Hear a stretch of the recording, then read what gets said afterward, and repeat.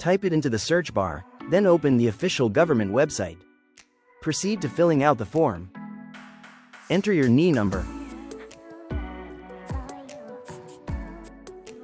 Enter your full name as shown in your documents. Fill in your registered address in Spain. You can use the address shown on your certificate of registration. Also, enter your phone number.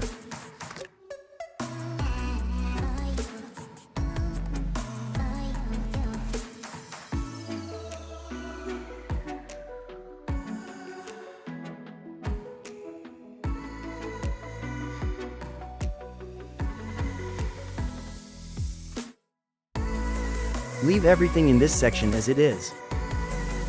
Scroll down to the relevant section.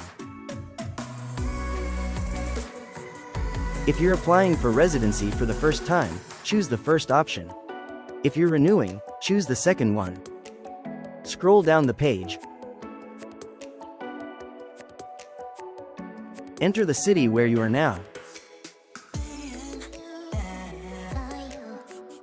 Leave today's date. You can make the payment later. You can choose to pay in cash or by Spanish bank account. If you choose a bank account, the government will withdraw the money automatically.